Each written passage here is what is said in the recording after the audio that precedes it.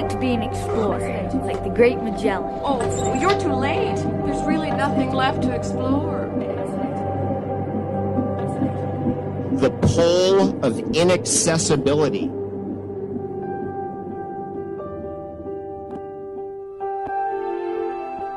Don't be afraid.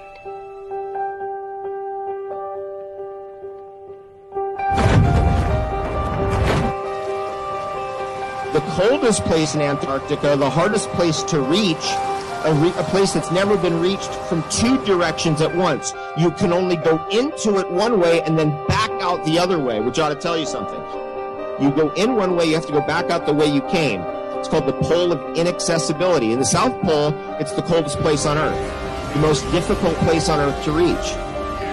360 is a whole turnaround, but we have 365 days. When you start putting the sun's motion, the moon's motion, and the star's motion together, it's irrational. They don't make sense. So you end up with Mayan calendars just trying to get an accurate of where we're going into the future, because these three clocks don't match up with each other. That indicates intelligence. That indicates that we're in a realm, not a planet. We're in a realm of some sort. The sun's motion and the sun's timing system can't be exactly correlated precisely with the moon's. Indicate the heavens move, Earth doesn't move. As far as I'm concerned, my study of this, heliocentric model is a nightmare, complete garbage.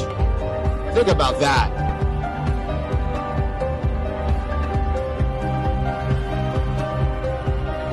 Like opening up the door to another world.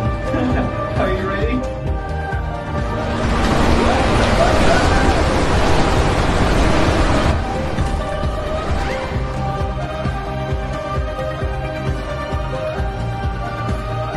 We suggest a ban on all marine. Why anything at all? Like the sponge at the bottom of the world.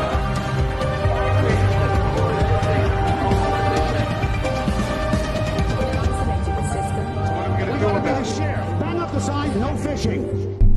Our very distinguished guest for this evening is Admiral Richard E. Byrd. Admiral Byrd, you've been to both the North Pole and the South Pole. Is there any unexplored land left on this Earth that might appeal to adventurous young Americans?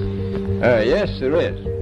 And not up around the North Pole, because it's getting crowded up there now, because they find out it's really usable, not only to live in, but militarily. But strangely enough, there's left in the world today an area as big as the United States that's never been seen by a human being. And that's beyond the pole on the other side of the South Pole from Middle America. And I think it's quite astonishing that there should be an area as big as that unexplored.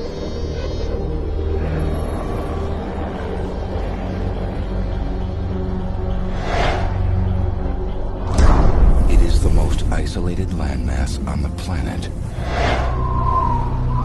There is no permanent population. There is no horizon. No shadows. There is only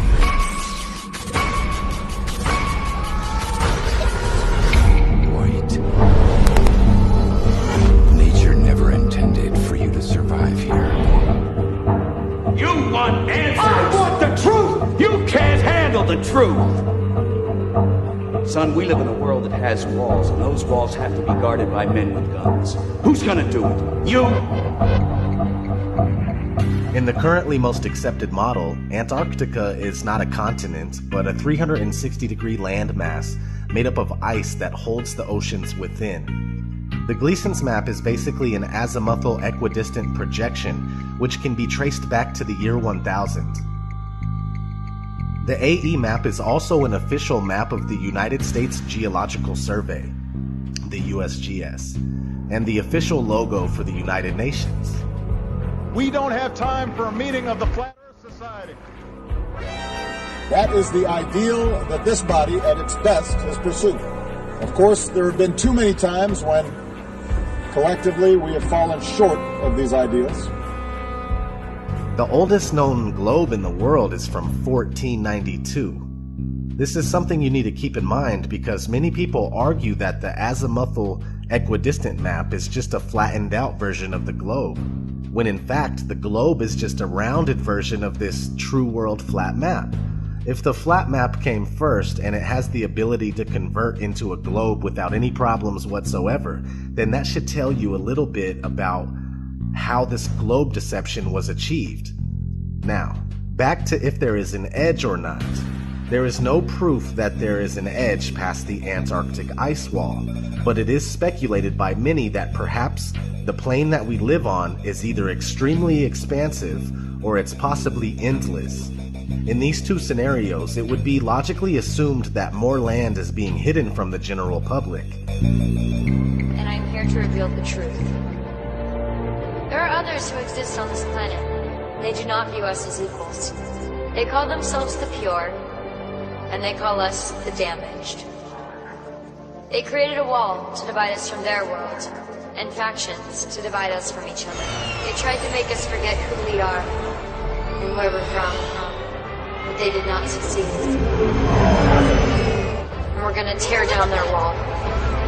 For those who control the levers of power in Washington, and for the global special interest, the political establishment that is trying to stop us is the same group responsible for our disaster. It's a global power structure that is responsible for the economic decisions that have robbed our working class, stripped our country of its wealth, and put that money into the pockets of a handful of large corporations and political entities.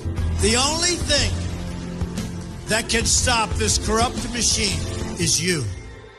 We believe there will be those among you who will transcend these factions. These will be the divergent.